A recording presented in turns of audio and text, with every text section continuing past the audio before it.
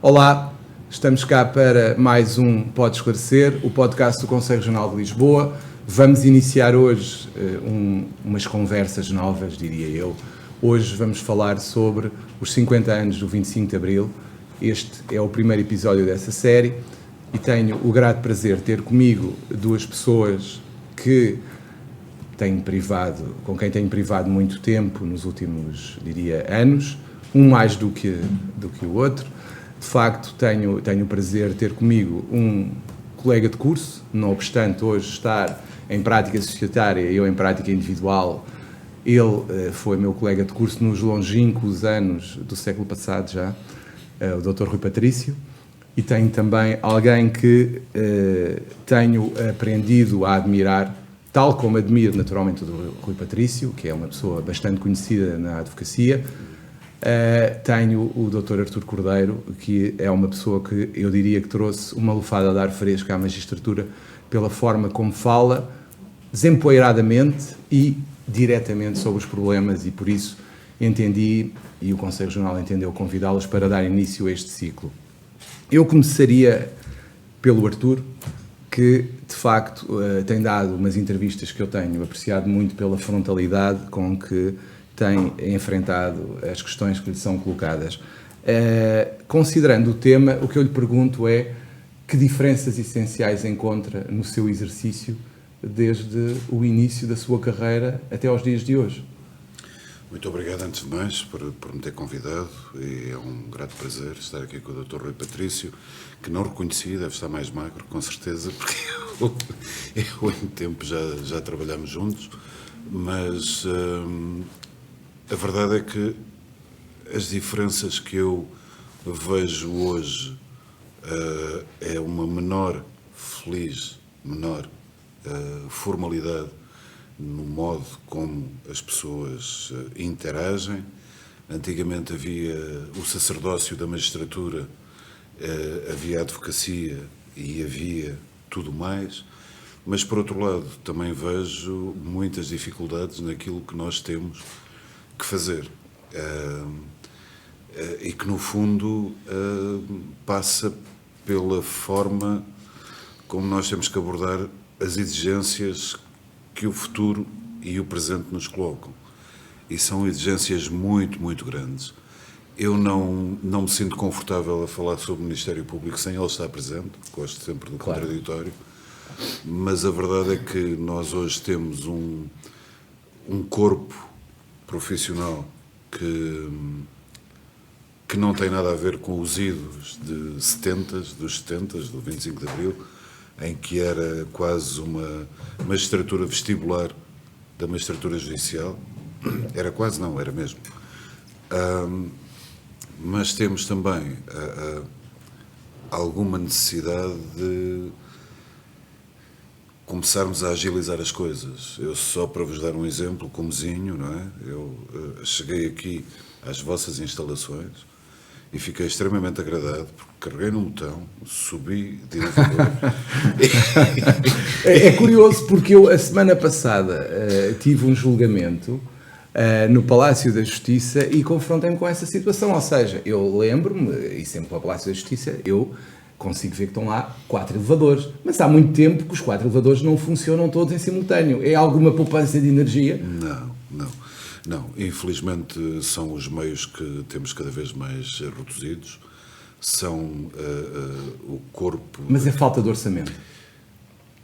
Eu não sei do que... Ou é falta de manutenção? É falta de tudo, porque nós estamos a falar de equipamento que tem 50 anos ou 60 anos, entre 50 e 60, porque são dos anos 70, do século passado. E a verdade é que não temos um serviço para prestar às pessoas que seja as capaz... pessoas que entram numa ponta têm que atravessar todo o edifício, que não é pequeno, para ter um único elevador do lado de lá. João, eu a brincar, já disse a quem de direito que um dia destes vou fazer assim uma partida e vou convocar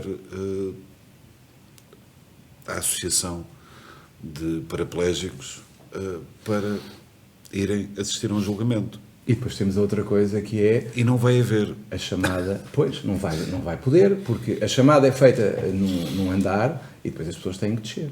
Sim. E um elevador a funcionar na hora de maior afluência de pessoas... E depois temos outros problemas logísticos, não vale a pena estar aqui muito, mas o Rui Patrício certamente saberá. Nós, no campo de justiça, temos uma central criminal e temos um tribunal central de instrução criminal. E a verdade é que os acessos dos arguidos, os acessos das pessoas que estão reclusas, os acessos dos magistrados, os acessos... É todo igual. Mas isso não é um problema que vem daí mal ao mundo. Vem até há muito pouco tempo, e felizmente agora estamos a libertar instalações, até há muito pouco tempo, os processos maiores tinham que ser realizados no Tribunal de Monsanto. Exato. E o Tribunal de Monsanto, Dr. Rui saberá, Dr. João também, é um tribunal que, quer dizer, que além de antigo, não tem qualquer manutenção. Não tem condições. Eu até vos podia dar uma informação, mas tenho vergonha de o fazer, sou presidente ainda da Comarca de Lisboa e pronto. Mas, resumindo e concluindo, nós efetivamente avançamos muito, felizmente ao nível dos direitos, das pessoas que chegam a um tribunal para ser julgadas. Eu acho que temos um avanço enorme, desde o 25 de Abril, se quisermos, mas temos um avanço muito grande, mas nós não estamos a dar os meios para que esses avanços sejam todos concretizados. O que é que eu quero dizer com isto? Quero dizer, e como sabe, tivemos aquela conferência, sim. Eu não posso, seja para absolver, seja para condenar, seja para o que for, eu não posso pactuar com 15 anos ou 20 anos de um processo num tribunal sem que haja a definição da responsabilidade, designadamente criminal, de alguém, não é? Sim. Isso é uma coisa que me aflige muito. Artur, eu queria só a propósito do que disse antes de passar ao Rui fazer uma pergunta. Não acha que hoje em dia, ao contrário do que seria de esperar, a relação entre advogados e magistrados, nomeadamente a possibilidade de, por vezes, conseguir aceder e falar com magistrados é mais difícil do que era antigamente? Eu ouço muitas queixas e eu próprio, por vezes, também sinto isso. Eu vou-lhe dar a minha experiência própria. Fora do tribunal, eu convivo com imensos advogados. Ponto. Dentro do tribunal, eu convivo com os advogados, até mesmo para a outra parte, não ter qualquer sombra de dúvida na presença de alguém. Nunca, mas nunca tive qualquer problema em receber advogados, mesmo partes, nunca tive qualquer problema em receber ninguém. Eu tenho é que ter ali alguém que faça a ponte do testemunhar qual é a conversa que nós estamos a ter, claro, e o que é que se passa. Mas isso é uma questão é a mulher de César, não é? Não tem muito a ver. Eu acho que talvez no passado fosse mais difícil do que é agora. Eu acho que as pessoas estão um bocadinho diferentes também quanto à dificuldade de interação umas com as outras.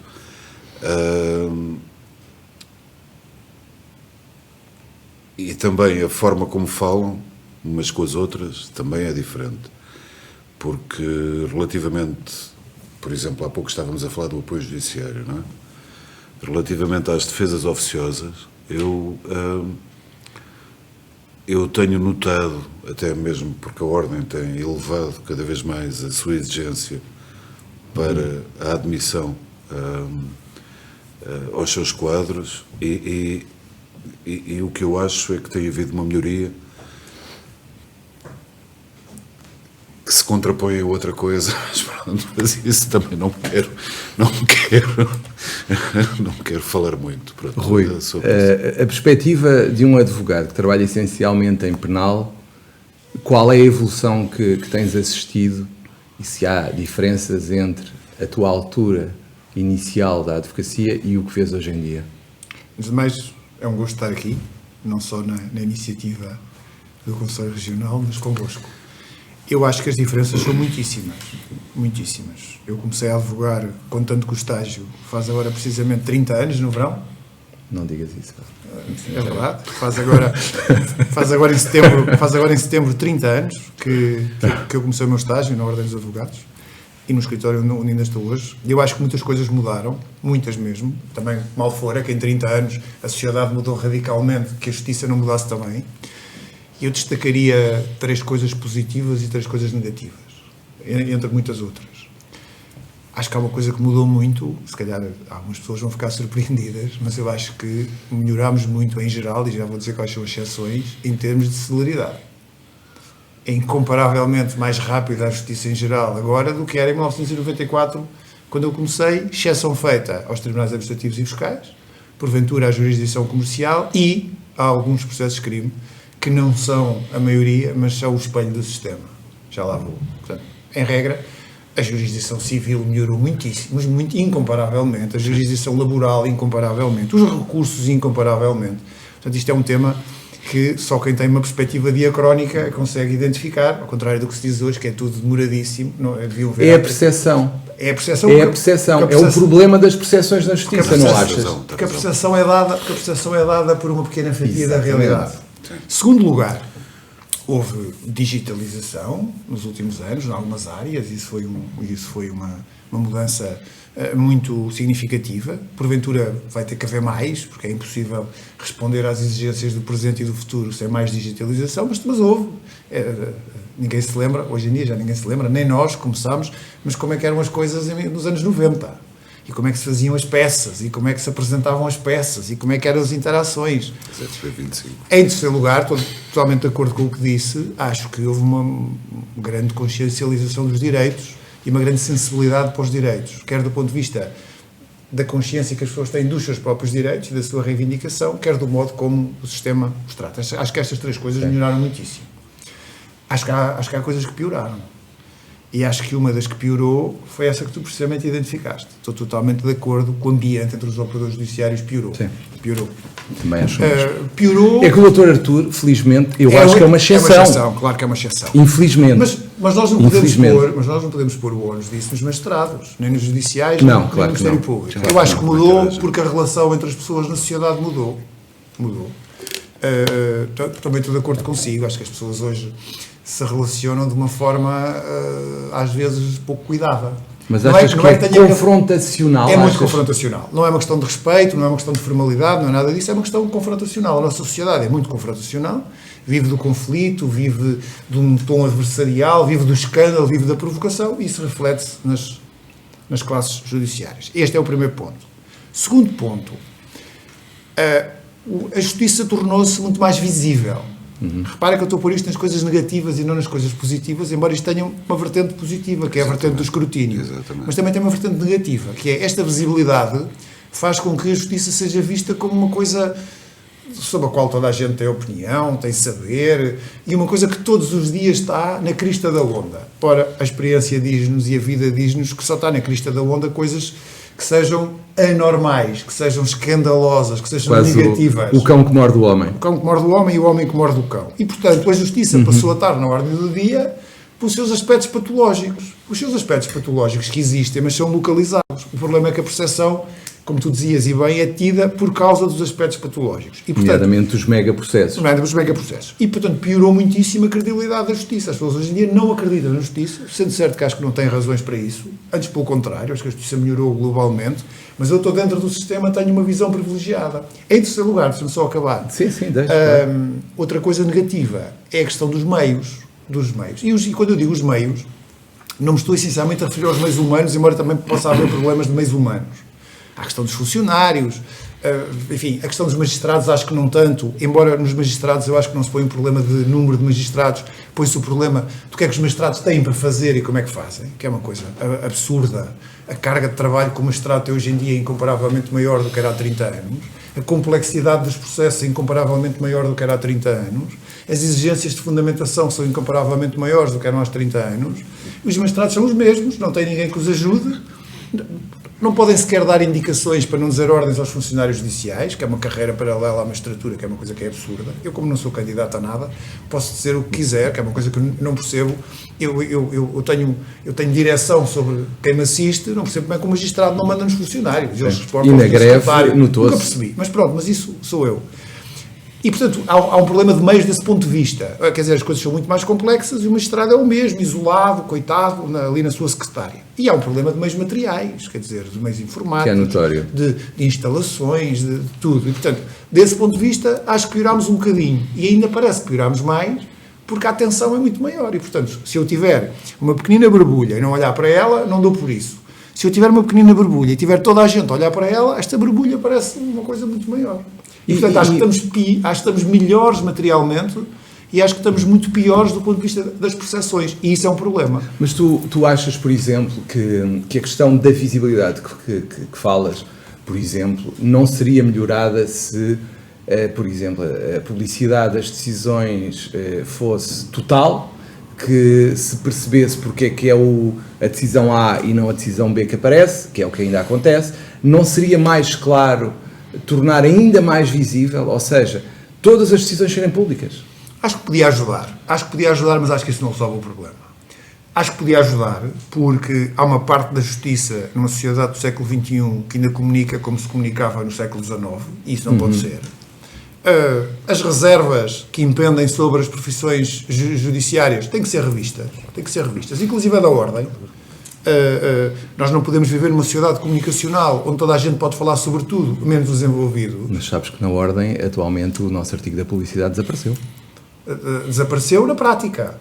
Não, mesmo no estatuto. Está bem, desapareceu agora. Desapareceu agora. 1 de abril. Desapareceu agora, mas o que está na cabeça das pessoas continua a ser o que estamos as décadas e décadas e décadas do artigo. No fundo, há um problema geral de comunicação. Claro, e portanto, isso fomenta uma comunicação distorcida, fugas de informação, offs, filações de segredo. Até era melhor haver uma comunicação mais transparente. Embora eu também perceba que não se possa ir os envolvidos nos processos, juízes, procuradores, advogados, etc., para a praça pública repercutir o processo. Mas entre uma coisa e outra é preciso arranjar um equilíbrio. Acho que uma maior transparência e uma maior publicidade, como dizes, das decisões, ajuda. Mas acho que o problema tem que ver essencialmente com outras dimensões e isso é muito difícil de resolver. Tem que ver com uma dimensão social geral. A nossa sociedade hoje em dia vive disto. Vive da informação, vive do debate, vive do escândalo, vive do homem que mordeu o cão. E acho que isso é muito difícil de ultrapassar. E há uma necessidade permanente de alimentação. Depois tens órgãos de comunicação social que têm dois problemas. Também vou dizer, mas não sou candidato a nada. Estão todos falidos. Se não estão todos falidos, estão à beira disso a maior parte deles. E, portanto, precisam de conteúdos baratos. Não há nada mais barato do que processos judiciais. Processos judiciais substituíram. Hoje em dia não há jornalismo de investigação praticamente. E tem 24 horas de emissão. Isso. Há jornalistas de investigação que se dizem de investigação que o que fazem é vampirizar peças processuais e, em segundo lugar, é isso que dizes. Depois há canais de televisão e órgãos online que funcionam 24 horas e, portanto, é preciso encher o espaço. E vai aparecer mais um agora. Coisa melhor, mais excitante e mais barata para encher o espaço. Processos judiciais. E este ciclo é muito difícil de quebrar. Portanto, se me perguntas se eu estou muito otimista relativamente a esta dimensão no futuro, não estou assim muito. Artur, posso-lhe fazer uma provocação? Força. Se eu lhe dissesse que dois dos maiores erros cometidos depois do 25 de Abril foram a separação orgânica das duas magistraturas e a separação orgânica dos tribunais em dois judiciários, concordaria ou não? Absolutamente.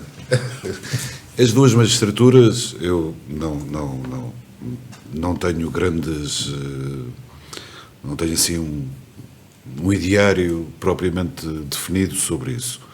Que acho que são efetivamente diferentes, acho que não deveriam ser subalternizadas uma relativamente à outra, mas acho que são, obviamente, questões diferentes. Mas, então, que foi o que defendiam alguns colegas que foram diretores do SES em tempos anteriores, então também não haveria mal que tivéssemos também os advogados lá. Portanto, toda a gente na mesma escola, na mesma formação, para, de algum modo, termos uma percepção daquilo que era aquilo que se pretendia fazer. Não necessariamente a mesma, temos perspectivas diferentes. Relativamente à divisão das jurisdições, isso eu tenho outra perspectiva, porque acho que nós somos um país pequeno, mas ainda que não fôssemos, eu acho que, eu penso que efetivamente nós só teremos alguma justiça verdadeiramente soberana e forte quando tivermos a justiça toda mesmo. Há pouco o Dr. Rui falava sobre isso, não é? Sobre a jurisdição administrativa e fiscal. Não é? Precisamos de 2 conselhos superiores, precisamos e não era uma questão de precisamos de um Conselho Superior também do Ministério Público, precisamos, qualquer dia temos um Conselho Superior do Comércio, um Conselho Superior do TUP, um Conselho Superior... Quer dizer, isto dá algum jeito, ou pode dar algum jeito a quem quer... Eu também não me estou a candidatar a nada. A quem quer dividir para reinar. Não se candidata, só ainda ganha. não ganho. Mas, na verdade, é que se nós tivermos os meios todos e tivermos um poder, e eu concordo com o Rui aí totalmente, que é, eu tenho que mandar, eu tenho que fazer, se eu tenho uma visão, e depois ela pode estar errada e eu sou julgado por isso mais à frente, mas se eu tenho uma visão eu tenho que dizer, isto é para fazer, e tem que se fazer, ponto final, acabou. E nós não temos isso. Nós não temos isso há muito tempo.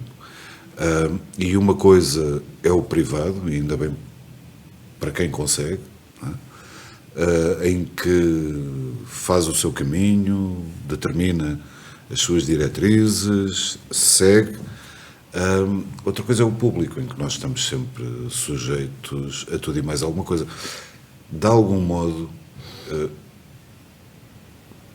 mais uma coisa que eu não deveria dizer, mas de algum modo, as comarcas, tal qual estão agizadas, era uma ideia boa. Sim. O Conselho Superior da Magistratura agora está a tentar a autonomia administrativa e orçamental para as comarcas, não é?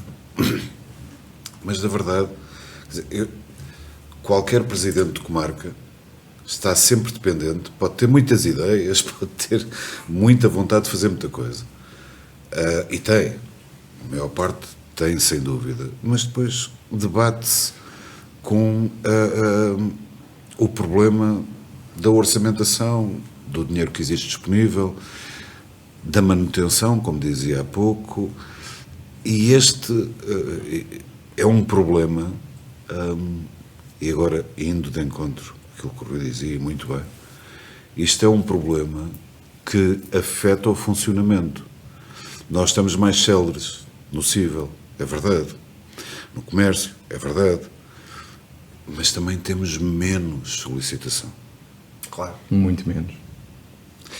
Que tem a ver com, entre outras questões, as custas judiciais, obviamente. Isso é notório. Mas tem a ver com outra coisa, que é o problema da percepção. Sim. Tem a ver com eu próprio, enquanto juiz, eu penso assim, eu tenho um problema no condomínio. Não é? Tenho um problema, eu tenho um espaço de garagem que eu acho que é meu, mas o condomínio acha que é o outro. Eu penso assim, eu vou intentar uma ação. Para quê? Quanto é que me custa? Claro, quanto tempo demora? Este é o problema. E essa percepção é tão importante, e é essa que não se fala, como a dos megaprocessos. A dos megaprocessos é pelo tempo, e a mim choca-me, francamente, que alguém esteja 20 anos sem saber como é que vai ser a vida dele. Pronto. Ou mais. Ou mais. Há aí processos que é ou mais. Mas também me choca que alguém que queira fazer um direito, que pensa que tem, e depois de consultar um profissional que lhe diga este é o seu direito, também pense, bem, mas se eu apanho ali um juiz que é para metade, ou para o outro lado... Mas isso não é um pouco também, como dizia o Rui, algo que se instala na sociedade? Ou seja, não há também interesse em instalar a ideia que os tribunais não funcionam para que as pessoas não reclamem e não tentem exercer os seus direitos? É a ideia que eu tenho, porque o que se pretende neste momento, fazendo um pouco a caricatura, é que as pessoas se preocupem mais se o Sporting vai ser campeão, que é uma coisa boa, naturalmente. Isso é óbvio. É uma coisa fantástica. Não. É isso que eu queria dizer. Não, é óbvio que as pessoas se preocupam muito mais com o futebol do que com os seus direitos. Sim. Mas se quiser entrar dentro de um estádio para ver o Sporting a ser campeão e alguém o proibir, porque isto tem um bilhete falso que comprou a não sei quem... Não. Exato. Agora ainda é pior, porque, não, repare, agora é tão grave que o que se passa é que há cópias dos QR Codes que passam e só entra ao primeiro. Mas o que eu queria dizer é que precisam da justiça sempre. Mas as pessoas não têm essa percepção. E é essa percepção que se tem que dar através da literacia jurídica. Sim. Ou seja, explicar às pessoas os direitos que têm e depois, então, os tribunais têm que funcionar para dar, no fundo, permitir o exercício do direito. Eu, sobretudo, acho uma coisa que também foi dita pelo Rui, que eu acho que é absolutamente óbvia, que é, num mundo aberto em que nós vivemos, não faz sentido fazer caixinhas. Uma coisa é a investigação criminal. Sim. Isso está absolutamente fora de questão. Outra coisa é depois, quando os processos passam adiante, as pessoas têm que ter conhecimento do que é que se está a passar. Porque se não têm conhecimento por uma parte, têm conhecimento pela outra parte, têm conhecimento por quem quer que tenham conhecimento, não é? E isso não faz sentido. O que faz sentido é que haja uma absoluta liberdade de comunicação. A partir do momento em que, obviamente, as coisas estão investigadas e que se estabilizaram e ponto final. E também acho que não deveríamos, de todo, subalternizar, isto é a mensagem que eu quero passar e passo em todo lado, como o João já sabe, subalternizar a justiça, porque... É o parente pobre sempre. Mas não é só parente pobre, neste momento já é mendigo. Pois. Eu vivi até há muito pouco tempo aqui, uns metros acima, em frente tinha um quartel onde foram instalados sem-abrigo. Eu achei bem, mas eu às vezes penso a justiça como aqueles senhores, coitados, com alcoólicos, toxicodependentes, com muito pouca... E nós, o que estamos a viver na justiça neste momento é que não temos os mínimos meios. Mas depois também penso, quer dizer, mas é a justiça, é a saúde, é a educação. Então privatizamos tudo. Até a justiça. Rui, vamos voltar aqui às percepções, porque eu gostava de te ouvir sobre isto. Com as operações que tem havido na área criminal, criou-se uma percepção, em alguns processos, que poderia haver alguma incompetência do Ministério Público e que essa incompetência teria que ser controlada acima. Porque não é possível, e eu li em alguns sítios, não é possível que agora uma pessoa está no seu gabinete e determine o destino de um país por causa de algo de uma busca ou do que quer que seja. O que é que tu achas disto? Eu já te vou ouvir também, já te vou fazer a pergunta em relação aos judiciários e aos dois que existem, mas gostava de perguntar isto. Como é que se combate isto? É melhor não fazeres. Não, mas repara, como é que se combate isto? Porque esta percepção existe, ou não concordas? Existe. Mas, lá bem, essa questão leva-nos à questão da hierarquia. Exato. E leva-nos a uma outra que é a investigação criminal deve ser totalmente autónoma e soberana, mas, como tudo na vida, nós temos que medir as consequências do que fazemos. O que é que eu quero dizer com isto? Começando pela última questão. Quer dizer que o Ministério Público deve poder investigar tudo. E deve poder fazer tudo dentro da lei. Mas deve, como toda a gente, obedecer a uma regra constitucional de proporcionalidade e deve obedecer, como qualquer pessoa, qualquer ser humano, a uma regra de senso. Portanto, tem que medir as coisas. É preciso ver se em determinadas circunstâncias se justifica e, sobretudo, numa relação de consequências, ganhos, fazer uma busca de uma determinada maneira. ou constituir um arguido em determinada fase do processo. Quando ainda por cima hoje, ser legalmente, para constituir arguido, é preciso fundar as suspeitas, é preciso ver o que é fundar as suspeitas, porque é preciso depois medir as consequências que isso tem. Nós não vivemos na sociedade do século XIX, onde tudo se passa entre o Chiado e o Rocio.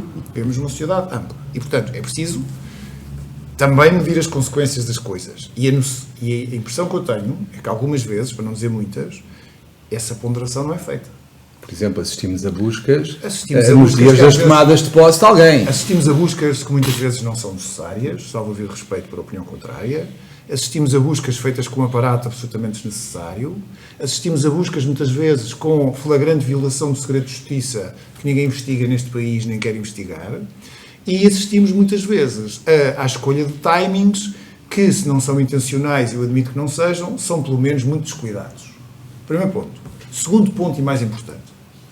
A magistratura do Ministério Público é, diz a Constituição, uma magistratura hierarquizada. Isto é para ser levado à letra. Se não é para ser levado à letra, tira-se da Constituição e do Estatuto do Ministério Público. Hierarquizada quer dizer uma coisa e só quer dizer uma coisa em todos os dicionários de português. Perguntas-me, da tua experiência de 30 anos de advogado, dos quais os últimos 15 foram essencialmente a fazer processos criminais, esta hierarquia é praticada? A resposta é não. Ponto. Aliás, tem havido várias contestações. Não é praticada. Sim. E não é praticada apenas porque não é praticada no que respeita à Procuradoria-Geral da República, não é praticada nos escalões intermédios. O Dr. Pinto Monteiro, ex-Procurador-Geral da República, já falecido, que foi alvo de muitas críticas, não interessa se fundadas ou infundadas, disse uma coisa que se sentia como a Rainha de Inglaterra. Um escândalo. Eu nunca fui Procurador-Geral da República, nem nunca serei, mas imagino que ele se tenha sentido verdadeiramente como a Rainha de Inglaterra. Porque o Ministério Público funciona, salvo haver respeito, e há magistrados honorabilíssimos e competentíssimos na magistratura do Ministério Público, também há outros que os não são, como tudo na vida, como na advocacia, mas funciona por átomos. Cada magistrado faz o que quer, faz o que bem entende. E muitas vezes faz... Essa é a percepção da população. É o que acontece. E muitas vezes faz... sequer sem conhecimento da sua hierarquia mais direta. Umas vezes a hierarquia tem conhecimento, mas depois não intervém, porque depois há o velho problema de saber pode intervir, não pode intervir, tem que escrever no processo, tem que se atravessar, como se diz na gíria. Isto é todo um mundo, mas muitas vezes sem conhecimento. E, portanto, um magistrado, no seu processo, que muitas vezes tem consequências extraprocessuais enormes, faz o que bem entende. Isto é admissível? Tenho dúvidas. Sobretudo tenho dúvidas a partir do momento em que o Ministério Público é uma magistratura hierarquizada. Isso há de querer dizer alguma coisa. Nós, enquanto sociedade, quando nos organizamos politicamente e escrevemos na Constituição, com o nosso manual político, uma coisa para a magistratura judicial e coisa muito diferente para a magistratura do Ministério Público, alguma coisa havíamos de querer. Temos de ser consequentes com isso. Mas tu crês que, ao contrário das discussões que têm havido até internamente no Ministério Público, cada vez que se tenta passar a tal hierarquização, cai o Carmo e a Trindade, perdão uma expressão. Mas mal, sabes porquê? Isso prende-se com uma pergunta que colocaste há bocado ao Artur. Nós combinámos tratar-nos assim e eu Claro vou que certo. que é as magistraturas, as duas magistraturas. Vamos lá ver. O Ministério Público... Mas como é que eu ia dizer isto? Estou a pensar. O Ministério Público é chamado a uma magistratura. Ok, muito bem, admitamos que sim. Mas isso conduziu alguns magistrados do Ministério Público, e eu diria, às vezes a instituição do Ministério Público, a sofrer uma coisa que eu chamo, não é a primeira vez que eu digo ou que eu escrevo, um síndrome de quase juiz. E isso é um problema. Porque os magistrados do Ministério Público não são juízes. São autónomos. Uns São têm autónomos. independência e os outros são autónomos. Que é uma coisa completamente diferente. E, portanto, muitas vezes a magistratura do Ministério Público, por causa, não vou dizer que é o pecado fundador, mas por causa da ideia fundadora, lá nos anos 70, desta coisa de que são duas magistraturas, estudam no mesmo sítio, vestem a mesma roupa, entram pela mesma porta, centram-se ao mesmo nível... Depois outra coisa no processo penal, também um dia temos que questionar, que é investigam à charge e à décharge, o princípio da legalidade e da objetividade. Muitas vezes acham que são juízes e não são, nem têm que ser, nem devem ser, nem isso é saudável. E nós temos que enfrentar definitivamente este problema. Este problema não significa apoucar o Ministério Público, não, significa ver o Ministério Público como aquilo que ele é. Sim. E o Artur também concorda? Concordo totalmente. E também tenho uma provocação para si, que no fundo não deveria haver também uma espécie de, não uma hierarquização, mas algum respeito pelo Supremo, nomeadamente do Supremo tem vindo a algumas posições na questão da uniformização, do respeito à decisão do Supremo, de tentar criar, até se fala, já ouvi falar em precedentes. O que é que pensa sobre isto? Porque o tema que se levanta é que, muitas das vezes, só para nos perceberem, que há acórdãos num determinado sentido e, se for preciso, a primeira instância vem, e bem, porque a Constituição lhe permite, e tem uma decisão diametralmente oposta. Nós tínhamos a cultura do assento que estava prevista no Código Civil, não é? Portanto, isso aí era... e foi, obviamente, alterado essa situação. Portanto, passámos a ter acórdãos de uniformização de jurisprudência, certo, pura e simplesmente. Agora, eu tive um docente no SES, que a última, porque tinha assim uma turma um bocadinho mais rebelde, não é? Com mais ideias, ou então com umas ideias disparatadas, não interessa, mas ele fez-nos, eu não domino o idioma alemão, mas colocou-nos um escrito em alemão. Foi a última coisa que ele fez nesse ano, que foi o nosso ano da recruta. Fez aquela inscrição e depois algum de vocês sabe o que é que aqui está dito. Nenhum de nós dominava o alemão. Dissemos não. Se amas o abismo, é melhor que tenhas asas. Ou seja, o que ele nos queria dizer é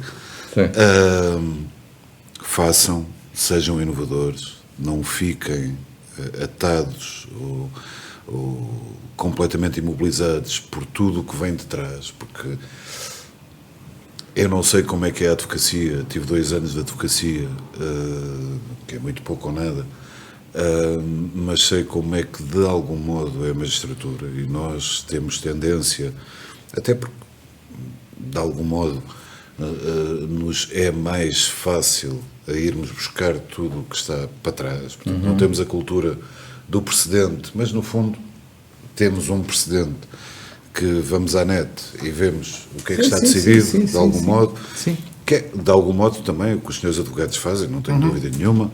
É normal. E os senhores procuradores normal, também. Mas aquilo que ele nos queria dizer, no fundo, é não deixem de voar, mas vejam como é que é. Aquilo que eu penso que o sistema que temos neste momento é equilibrado. Ou seja, indo diretamente à pergunta que me está a fazer, eu acho que nós temos uma uniformização de jurisprudência que não é imutável. Portanto, há uma linha indicadora naquele sentido. E às vezes precisamos, porque os nossos tribunais superiores nem sempre... Eu agora estou num deles, portanto, pronto, não interessa, mas nem sempre são consequentes, ou seja, não há ali uma linha uniforme. E às vezes convinha que as pessoas também percebessem com que linhas é que se cosem. Claro. Em qualquer jurisdição. Portanto, eu vejo utilidade na uniformização tendencial da jurisprudência, não vejo tanta utilidade nos antigos assentos. Ok. Pronto, isso não vejo. Mas assim, como é que nós garantimos, ou não garantimos, por isso simplesmente, que haja alguma coerência nas decisões? Porque é difícil para nós advogados. Às vezes, eu às vezes tenho dificuldade em explicar a um cliente, olha, temos aqui uma decisão judicial do Supremo, que é o Tribunal Superior deste país, que diz isto, e que é a sua posição, mas olha, em primeira instância não concorda. Ele começa a olhar para mim e eu não lhe consigo explicar, porque é difícil explicar a uma pessoa. Eu consigo explicar-lhe, mas ele não vai perceber, porque para ele, quem está, entre aspas, em cima, deveria ter algum tipo de supervisão ou coordenação, porque Eu percebo o que está a dizer e isto é provocatório, obviamente. Mas, não, tudo bem. Mas como é que se explica a um cidadão, diria, se estivesse no meu lugar, como é que iria explicar a um cidadão que, não obstante o advogado lhe ter dito que a possibilidade de ele ganhar, por exemplo, uma ação era 60% ou 70%, porque há decisões variadíssimas do Supremo a defender a posição dele, mas que, entretanto, vem em primeira instância, e até imaginemos que a relação confirma, e decide em sentido contrário ao Supremo. Como é que se explica isto a um cliente? Eu vejo com alguma dificuldade. Acho que tenho existido este problema algumas vezes. O que vejo é outra coisa. Não é possível mexer muito nisso sem tocarmos, de facto, na independência, nem na possibilidade de avançarmos. Claro. Porque, é um problema. Porque se estivermos atavicamente num determinado local, nós nunca vamos pensar ou tentar pensar diferente. Paralisaríamos o progresso. E a sociedade avança. Há pouco falava da digitalização. Não é? Eu e um colega meu do TSIC, há uns anos atrás, muitos anos atrás, infelizmente, começámos a entender que se deveriam gravar os interrogatórios judiciais e que era muito mais fiável e que escusávamos estar a fazer assentadas que podiam ou não respeitar aquilo que estava. Eu recordo-me de um colega meu, ilustríssimo colega meu, de quem eu vi alguns interrogatórios que, pronto, peço desculpa, não devia ter referido sequer, mas pronto, mas que eram 2 linhas quase, não é? Confessa aí a padeiro. Isto...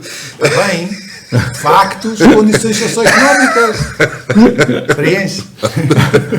Mas isto só uma brincadeira, pronto. Mas isto para dizer.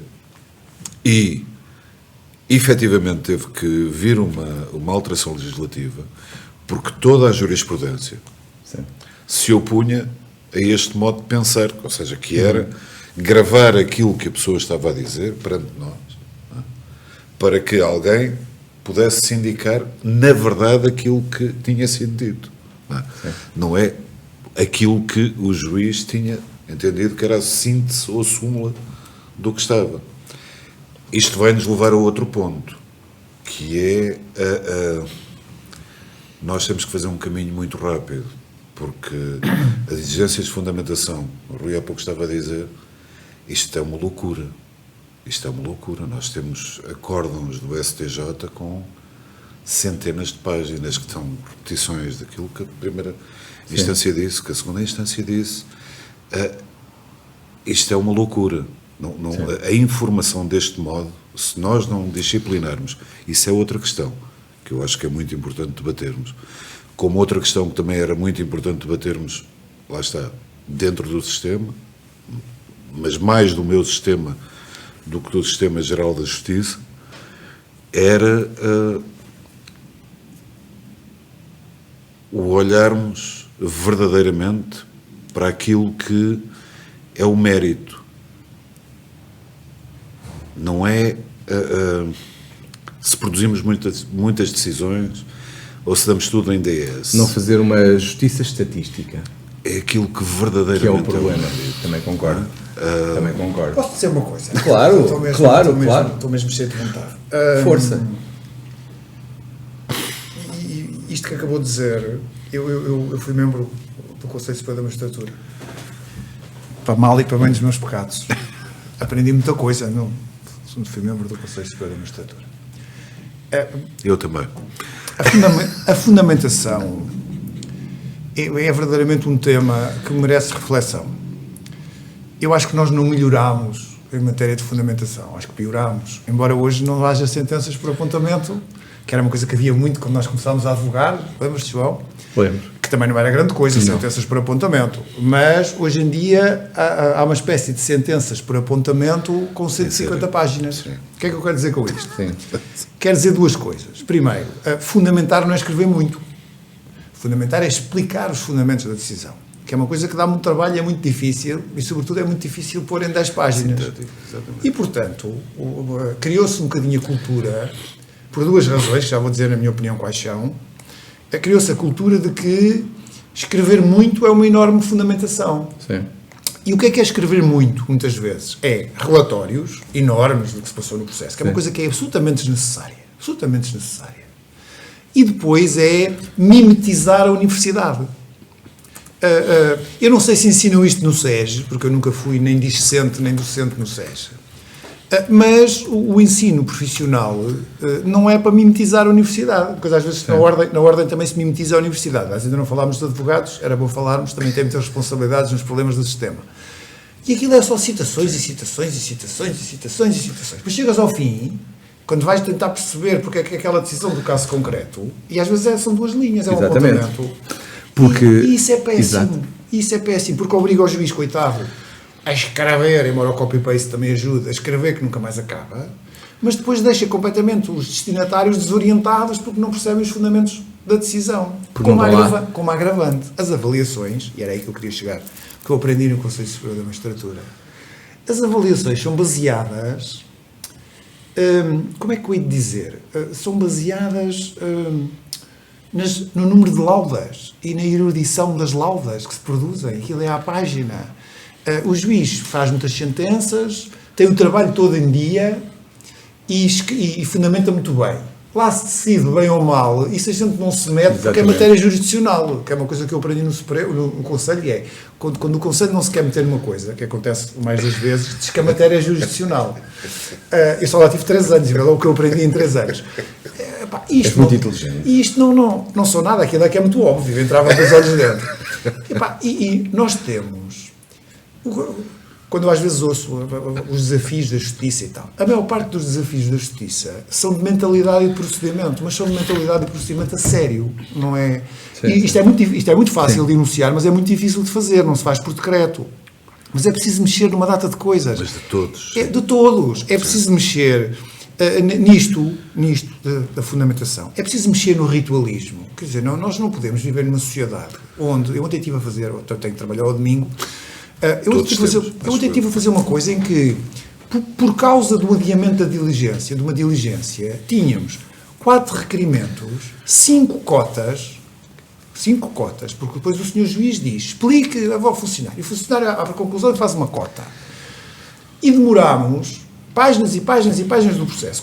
Sabes como é que isto se resolvia? Resolvia-se com pega no telefone, ou chama lá os senhores advogados e o senhor procurador, e resolve a coisa com frontalidade e com responsabilidade e com informalidade. Eu fiz isso inúmeras vezes. Mas a maior parte dos colegas não faz. E, sobretudo, não faz porque nós evoluímos, é o tal ponto, para uma sociedade que é muito confrontacional. E para uma sociedade também, e já agora fica aqui, depois tu desenvolves ou não desenvolves. Uma sociedade tem receio de tudo. E a advocacia também piorou bastante na sua qualidade geral e na sua fiabilidade. E, portanto, eu também percebo que os senhores magistrados judiciais e os seus procuradores, prefiro chamar procuradores do que os senhores magistrados do Ministério Público, também desconfiam um bocadinho da advocacia. Porque a advocacia, além da questão social, também às vezes não se dá muito ao respeito. E, portanto, isto é uma conjugação do esforço de todos. Eu acho que há um problema de credibilidade e credibilidade interna. É um problema de confiança. E interclasses. Porque, no fundo, nós acabamos por alimentar... que vem de alguns bastonários e infelizmente não teve bons resultados, que foi alimentar uma lógica de confronto entre advogados e as magistraturas, que infelizmente destrói-se num ápice, mas depois para consolidar novamente a confiança demora muito mais tempo. E isso é um problema. Eu acho sobretudo, desculpa interromper, eu acho sobretudo que temos que falar de frente. As coisas que tinha para resolver nos meus processos, eu normalmente gostava de chamar as pessoas todas e falar com elas e ponto final. E obviamente com os cuidados, mas, claro, com o senhor funcionário ali, com toda a gente, mas as coisas felizmente foram-se resolvendo todas. Mas isto aplica-se a um nível muito superior, não há nada de superior do que a justiça. Pronto. Mas, à parte disso, muito superior, quando eu digo na organização dos meios. As pessoas não percebem o que é que nós temos que ter para ter uma justiça mais eficaz e mais... E agora estamos a falar de pactos de justiça.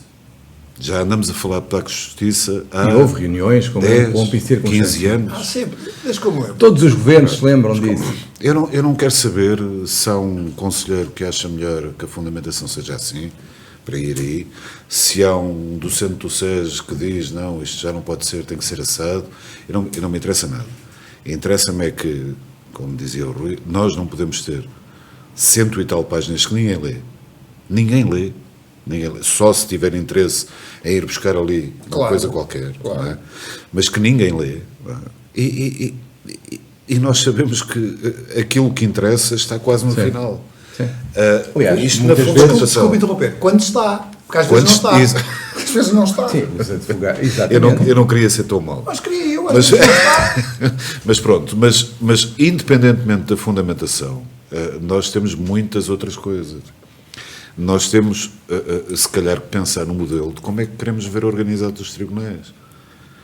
Porque eu volto sempre à mesma coisa, desculpem, isto parece uma fixação, se calhar tenho que ir ao psiquiatra, mas é assim, nós não podemos ter, ainda que já seja uma fatiazinha, a tal fatia que falava, nós não podemos ter processos a serem decididos em 20 anos. Não podemos. Não faz sentido. Isto descredibiliza, porque isto é o que vai aparecer nos jornais. E há uma coisa que eu concordo em absoluto, acho que isso tem toda a razão. O que eu digo é que eu não sei se, e por isso gostava de constituir um grupo, já falámos sobre isso, para falarmos um bocadinho, obviamente, claro, sobre a tutela do CSM, que não me passa pela cabeça fazer nada que não tenha a ver com eles, mas aquilo que me parece é que nem o modelo de investigação neste momento é atual, por assim dizer. Não é? Nós não podemos ter investigações de 7 ou 8 anos, por muito que elas demorem, então vai-se fatiando e vai indo. Até porque depois, mais à frente, fatia-se na mesma. Claro. Eu estou-me a lembrar de um processo que está ainda na berra, que já está fatiado em 3 ou 4, e depois de ter demorado uma série de tempo, e não está em causa a competência das pessoas que estiveram à frente dele, não é isso. Mas não demorou muito, só demorou 13 anos. Só tem 13 anos. Não sei se é o mesmo. É o mesmo, é. É o mesmo, é. Mas isto para dizer o quê? Para dizer que tem que haver um modelo de organização, mas que comece desde o início, que não permita este tipo de coisas. Não permita. Quer dizer, vale a pena eu estar a censurar o meu filho por me ter ido roubar um cigarro ou me ter ido roubar 5 euros? Quando ele tiver 35 anos. Vale a pena. Mas há outra coisa que me preocupa muito. É óbvio que a questão da justiça penal preocupa muito, mas há uma que me preocupa também muito, que é a questão do que eu acho que é uma chantagem fiscal. Eu acho, por exemplo, o projeto de alguns partidos, as propostas feitas por alguns partidos nos programas, falava na unificação dos tribunais, ou seja, deixava de haver esta separação entre os judiciais e os fiscais e os administrativos, e que isso seria uma forma de tentar resolver isto.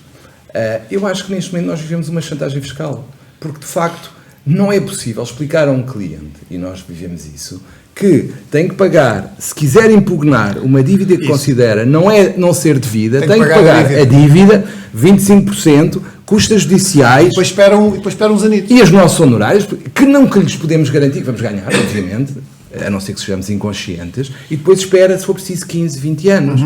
Isto não é chantagem? O que é que tu achas, Rui? Acho que sim. E mais, e temos que juntar uma que é a execução fiscal, a correr nos termos do próprio exequente, que no fundo dispara e pergunta se a pessoa está viva a seguir. João, eu percebo pouco. Isto é aberrante. Eu percebo pouco desse setor da máquina porque não trabalho nele, mas sei o suficiente, não só na ótica do utilizador, mas também na ótica do advogado que vai vendo, que vai ouvindo dizer, embora não trabalhe, que esse sistema, para não dizer que é aberrante, diria pelo menos tem os seus quês. E, portanto, parece-me que aí pode estar em causa, inclusive, o acesso à tutela judicial efetiva, porque se eu tenho que garantir o montante da dívida para pôr em causa a dívida, não é? Como é óbvio. Assim dito em linguagem de salão. Mas repara, é a mesma mas coisa. Rui, não é só o montante da Não, dívida. os acréscimos, claro. Os acréscimos. E o tempo. Mas vale pagar porque fica mais barato do ponto de vista da Exatamente. eficiência Mas fiscal. isso é numa perspectiva profissional vossa. Sim. Agora vejam a perspectiva O cidadão. Claro. e das sociedades que são sujeitas a isso. Claro. Ou seja, Exatamente. elas das duas, uma. A decisão é simples. Ou nós temos o dinheiro e compensa de fazermos esse pagamento, ou não temos e acabou. Claro. Fechamos aqui e abrimos ali. Claro. Eu não sei se é uma. Claro, tal e qual. Mas é verdade. Tal e qual. Mas é Ponto verdade. final, quer Mas dizer, é verdade. portanto- O pior é quando as pessoas têm vendas das casas. Pois. Não, claro, tudo isso desincentiva o investimento, seja o Exatamente. investimento nacional, seja o Exatamente. investimento estrangeiro. Exatamente. Quer dizer, quando nós dizemos, agora está outra vez na ordem do dia, porque mudou o ciclo político, que vamos tratar disto e tratar daquilo e tratar da deslocalização fiscal e todas essas coisas. Acho lindamente. Embora isso nunca se vai resolver, porque isso dependeria de todas as jurisdições do mundo se sentarem à mesa e subscreverem um tratado. Mas enfim. Mas para porrer para a tela bourgeois serve, a gente vai se distraindo com esse tema. Mas a deslocalização fiscal também tem que ver, para além da vigarice, e esse é outro departamento, mas há a deslocalização fiscal que não tem nada a ver com vigarice. Tem que ver com, dentro das regras aplicáveis, vou escolher onde é melhor. Se Portugal não atrai suficientemente, vou para outro sítio. Sei lá, se Portugal não atrai suficientemente os estrangeiros. Atrai. Para algumas coisas. Não, não é as empresas e os investidores, é os reformados franceses. Exatamente. Atrai imensamente. Isso é. Claro. Atrai imensamente. Não estou a criticar. Claro. Estou a dizer que noutras áreas também se devia pensar nessa atratividade. Não, eu acho falta que de visão, uma falta de visão de profundidade e de conjunto. E alterar, no fundo, a percepção que passa na Justiça Administrativa e Fiscal, que é, principalmente na parte fiscal, obviamente, que os contribuintes são todos uns bandidos, uns vigaristas, uns criminosos. O que eu me custa, de algum modo, embora também não seja, e faço minhas as palavras do Rui, não seja um expert, o que eu me custa é porque nós, de alguma forma, temos uma legislação agilizada em termos de processuais no âmbito administrativo e fiscal. Claro. Portanto, nós temos muito pouca necessidade, por exemplo, de julgamentos, que é o que na nossa área dita comum nos leva muito tempo, não é? Portanto, antigamente, pronto, só para voltar aos idos, e começámos por aí, não é? Ia-se recortar os juízes dos administrativos e fiscais precisamente a nós, a jurisdição comum, ou seja, abriam-se concursos, iam para lá e fazia-se. Agora, como as coisas se tornaram muito mais profissionais, muito mais mecanizadas, lá está, novamente direi, valia a pena vermos o modelo, como é que o vamos fazer. Porque eu digo sempre, eu prefiro que um polícia me diga tenho que pagar aqui 300 euros e paga e acabou, e eu fico com o meu assunto resolvido, do que andar com uma coisa para resolver durante anos e anos e anos e anos. E isso é de alguma forma o que acontece, depois com os efeitos altamente perniciosos, que é uma empresa que tem que decidir se vai ficar em funcionamento ou não, perante a necessidade da tal, usando as palavras do João, chantagem fiscal. Se calhar ela abre insolvência, e nós, só para dizer isto também, deixem-me puxar um bocadinho dos meus pergaminhos, nós na Comarca de Lisboa fizemos um saneamento completo ao Juízo de Comércio de Lisboa. Nós conseguimos pôr uma série de dinheiro, felizmente, nos credores, porque estava ali há anos e anos e anos e anos, porque se tem que apostar, se tiver que apostar na jurisdição administrativa, que eu acho que não devia existir, a jurisdição devia ser uma única. Somos dois. Pronto. Mas há um consenso. Se tivermos que apostar, então que apostemos e digamos, temos ali um problema grave. Claro. Então, quantas pessoas precisamos para resolver esse problema? Vão para lá. Ponto final. Exato. E façam com objetivos, com metas. Basicamente é isso. Eu penso que é isso que nos tem faltado, é a organização, e já que não temos meios para tudo, vamos dizer o que é mais importante, o que é mais, que é o que nós fazemos da nossa vida, não é? Claro. Eu também hierarquizar. Eu também não consigo estar com todas as pessoas de quem gosto todos os dias. Claro. Portanto, eu tenho que fazer por etapas, hierarquizar, exatamente. Como eu esperava, a conversa convosco já está com 1 hora e de facto eu já esperava isto, porque de Nós, facto em matéria de celeridade, é muito agradável falar convosco, mas sei que todos temos compromisso e não vos quero, Muito obrigado, João. não vos quero prender muito mais aqui, mas há 2 coisas que eu vos queria perguntar aos 2. E se calhar começava aqui pelo Artur, que era, se pudesse falar com o Sr. Primeiro-Ministro, que acabou de tomar posse, o que é que lhe diria para fazer para considerar a justiça? Uma vez que disse, e bem, que a justiça era desconsiderada. O que é que lhe diria? Eu sou... Não venha com o logótipo. Não. Eu sou altamente alérgico aos grupos de trabalho. Altamente alérgico. Eu já sei que se constitui um grupo de trabalho, é uma questão jurisdicional. Se constitui o grupo de trabalho, é porque a coisa... Mas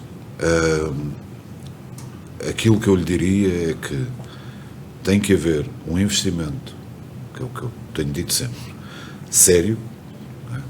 Vamos reduzir. Hoje há menos processos cíveis, comerciais, seja do que for, não sei se vão haver mais, senão vamos reduzir, porventura, o orçamento, mas é para cumprir. Vamos ver quais são as medidas que os senhores advogados precisam e que são as mais importantes, mas é para cumprir. Ou seja, não sendo um grupo de trabalho, daqueles que se eternizam durante 1 ano, 2, 3, 4, não é? Eu reuniria, ou sugeriria ao Sr. Primeiro-Ministro, que reunisse representantes das corporações, as principais corporações da Justiça, e que se sentassem e eles próprios dissessem, depois fosse avaliado, obviamente, quais é que eram os pontos mais importantes que tinham que ser mexidos. Com um prazo. Porque os senhores advogados também têm prazo, certo? Para apresentarem contestações, para apresentarem requerimentos, para apresentarem isto, para apresentarem aquilo. Então o Governo também tem que ter prazo. Não E a Legislatura também deveria ter? A magistratura é óbvio que tem que ter. E tem. Se são meramente indicativos ou não, é outra coisa. Ordenadores, é uma palavra que eu não gosto mais. São indicativos. O ordenador... Não, estou a brincar, estou a ser irónico. Eu sei, o termo correto é esse. Mas eu prefiro o indicativo, porque já sei que... pronto, não, acho que sim, claro que sim. E tu, Rui? Da Sobre tua o Primeiro-Ministro perspectiva... ou sobre os prazos? Não, as 2 coisas. Eu diria, se tu pudesses falar com o nosso Primeiro-Ministro, o que é que lhe dirias para melhorar a situação da justiça em Portugal? E se quiseres falar dos prazos, estás à vontade. João, o que eu diria ao Primeiro-Ministro, a este ou a qualquer um, não é muito difícil para mim de enunciar. Tenho dúvidas que fosse eficaz. Mas nós parece que combinámos e que estamos aqui num tete-a-tete em que concordamos quase em tudo, mas eu diria exatamente a mesma coisa. Eu também não gosto muito de grupos de trabalho, mas acho que neste momento chegamos a um ponto em que é imprescindível fazer 2 coisas. Uma é não fazer nada. A primeira coisa que eu lhe diria é, para já não mexer nada. Esta coisa de ir a correr, mexer aqui, mexer ali, numas coisas, para fazer som de bite, sem nenhuma preocupação sistemática, é péssimo. Portanto, eu dizia, para já não faça nada. Faça um levantamento.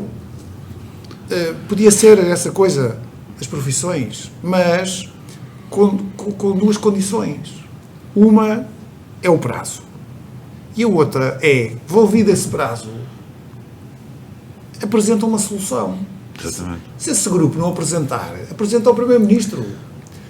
Porque é que eu acho que isto era o que eu faria. Aliás, no dia deste perguntaram-me se fosse Ministro alguma vez, acrescento eu, por loucura de alguém ou minha, que é uma coisa que hoje em dia só vai para Ministro quem não tiver um parafuso a menos, sujeitar-se àquilo, mas o que é que diria a si próprio? Diria a mim próprio aquilo que digo hoje quando não sou Ministro, que é ser consequente com aquilo que eu penso. E uma das coisas é não ir a correr a fazer coisas pequeninas. Agora, depois apresentar uma solução é complicado. Claro. Porque nós hoje vivemos num tempo em que tudo é escrutinado e tudo é... E, portanto, é preciso para apresentar essa solução, doa a quem doer, ter um desassombro e um desapego da popularidade, uma dimensão de Estado que não é fácil de encontrar. Pela cultura adversarial que há pouco. Claro, eu quando digo, eu já disse aqui hoje várias vezes, bem, eu posso dizer estas coisas, não sou candidato a nada. Estou a dizer isto em jeito de...